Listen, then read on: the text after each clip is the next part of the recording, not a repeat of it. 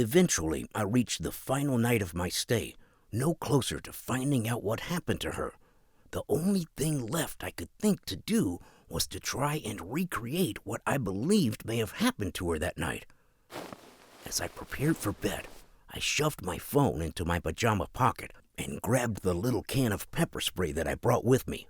My grand plan then was to pretend to be asleep and see if anyone came for me that night. If they did, I'd hit them with the pepper spray and try to get a photo of them. It may not have been the best idea, but I knew it would be the last chance I'd ever get to find out what happened to her. After glancing nervously at my small can of pepper spray, I grabbed the Swiss Army knife off my keychain and shoved it in the other pocket for good measure. I began to wonder as I stared up at the dark ceiling that night, in the exact room she'd disappeared from 2 years earlier, if they invited me there specifically for nothing to happen. I'd been telling anyone who would listen for years all about Liz's disappearance, about the narrow, dark space in our room I'd crawled through. Her fiancé had been doing the same. Like I had said in my last post, he'd been trying to book that same room for years with no luck. What better way to further discount our concerns than for me to have a perfectly normal stay? Of course, nothing would happen, I realized, disappointed, although with the thinnest bit of guilt-tinged relief mixed in. My thoughts were interrupted by the sound of furniture moving across the carpet. All the confidence and determination I'd felt in the daylight was gone in an instant. Never was I more aware that I was just one person alone in that awful place, armed with a phone, less than an ounce of pepper spray, and a tiny keychain knife, as in that moment when I wondered if someone would try to pull me out of bed and drag me into the dark. As I heard the old hinges of the small door protest, a flurry of jumbled thoughts went through my head as I clutched my little canister to my chest. I had always assumed Liz to be alive and that someone took her out of the room and into the tunnel. But what if she hadn't been? What if they killed her and they did it right here? There had been blood in the small crawl space. Enough had soaked into the carpet that it was still wet by the time I went looking for her. I was in the room with her physically that night, but I'm such a heavy sleeper that she may as well have been alone. Another sharp pang of guilt crept in to mingle with the terror. After a moment, I heard what sounded like raspy, strained breaths, the sound filling the otherwise silent room. It grew louder as whatever it was, emerged and began to head towards me. And then, only a few feet away, they stopped. I was so worried that if they knew I was awake, they'd leave before I could find out what happened.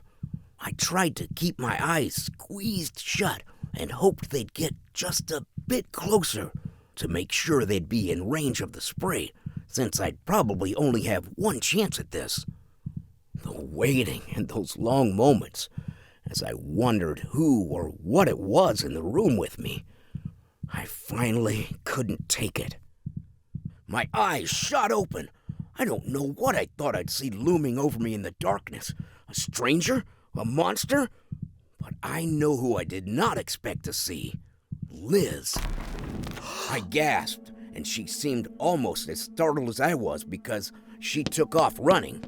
I had barely stumbled out of my bed by the time she had already ducked through the door, past the false wall, and was crawling through the dark passageway faster than seemed humanly possible. I hissed her name, trying to get her to stop, but she just kept going. It did feel wrong to me, even then as I followed her. If she'd truly been okay all this time, why hadn't she left and contacted her fiancé, or family, or friends? Why was she crawling around in the darkness behind walls of this awful place, alone?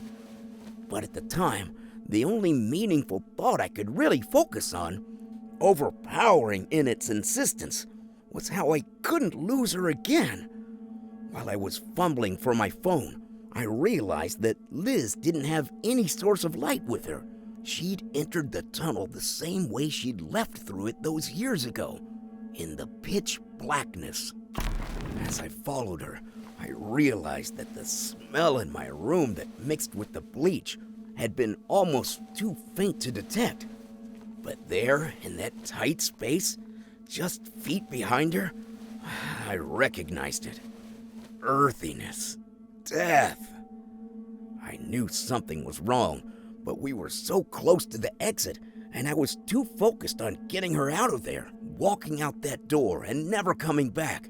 Not for my wallet, my shoes, anything, because I had a very strong suspicion that if I did, we would never leave that hotel again. As we reached the end and stepped out of the cramped space into the familiar back room, a wave of relief washed over me. We were only 2 flights of stairs above the exit. We were actually going to make it out, both of us. But she didn't go down. She started to go up. Liz! I pleaded for her to come back, and I told her I knew where the exit was, but she continued on as if she hadn't heard me. I pulled at her in desperation. She shook me off with the strength I didn't know she possessed. Realizing she wasn't going to stop, I reluctantly followed, thinking she must have known something I didn't, a better way out. It was the only thing that made sense. She'd slowed her pace to allow me to catch up. She was no longer fleeing, she was leading. I'd been occasionally pausing to shine my flashlight down below us, deep-seated fear growing as the exit became further and further away, and was eventually swallowed up by the darkness entirely. After what felt to my tired legs like a lifetime, she stopped and began to enter another crawl space, heading back deeper into the hotel. I froze. The already intense sense of wrongness overwhelmed me at the thought of going in. She turned back to smile at me briefly from the darkness, and I realized that everything was gonna be okay. I had found her. I knew that following her was the right thing to do. The new feeling of calm overrode my deep-seated fear of seeing what was on the other side of the tunnel.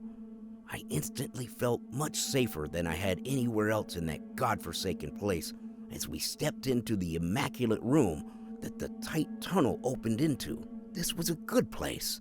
Safe. I was suddenly very confident that we were going the right way. I followed her out of the room and down an immaculate hallway to a huge ballroom. Art Deco walls, the chandelier, it was beautiful. That much was obvious, even in the dark. I felt an odd sense of excitement at the thought of approaching it, nearly giddy at the sight of the elegant golden elevator at the end. The exit! Finally. I froze for a moment when I heard a door slam shut somewhere behind me, but no matter how hard I tried to hold on to that concern, the intense feeling of alarm, I couldn't.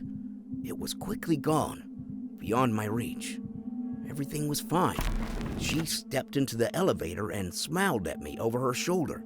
I knew that was where I needed to be. I was ready to leave.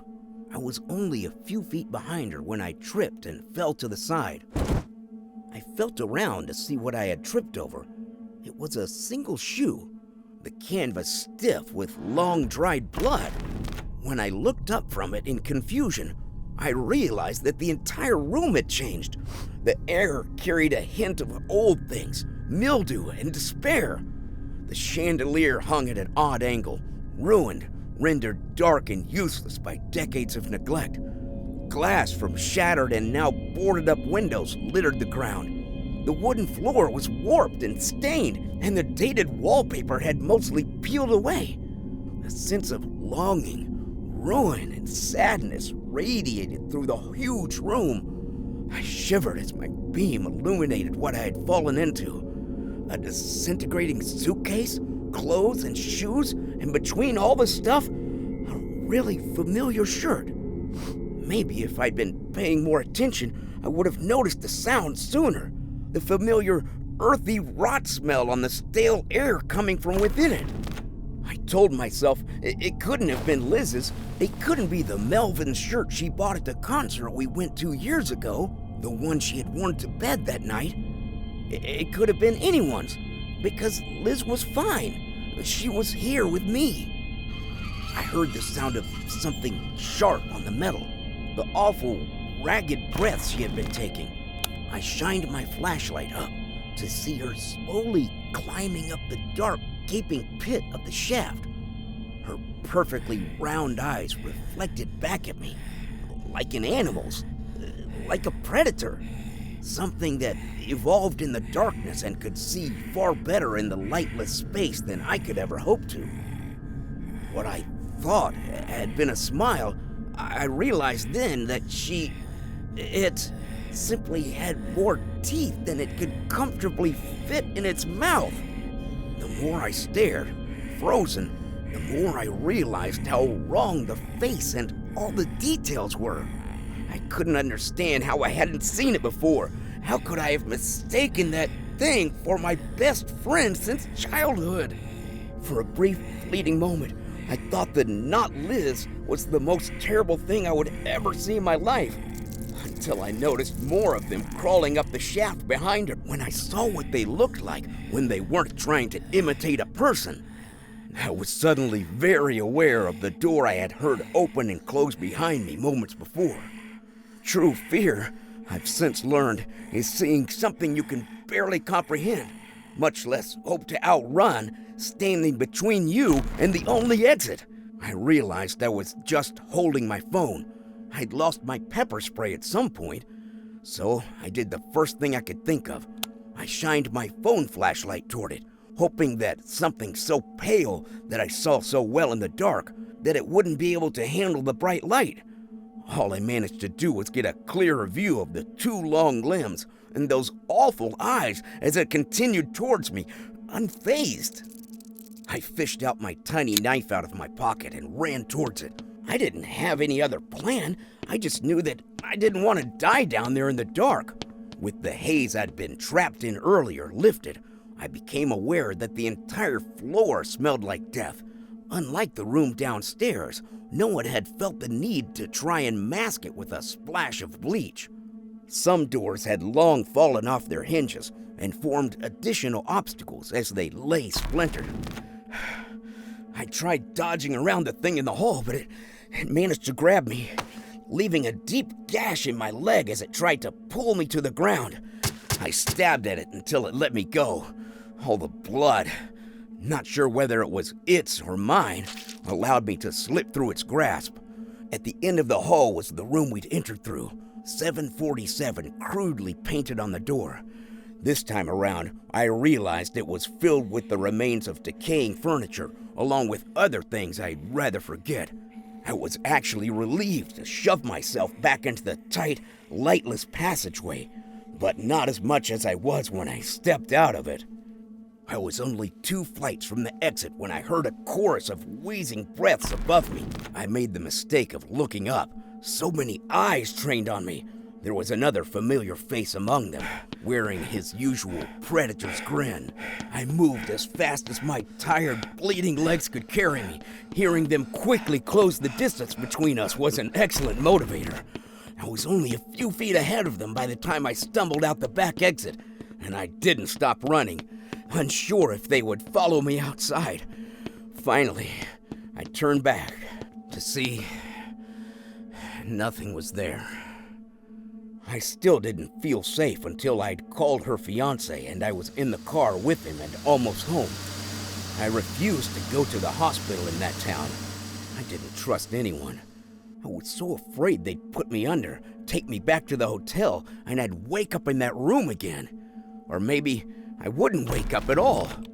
So yes, I did make it home, but I wish I'd had a happier update to give.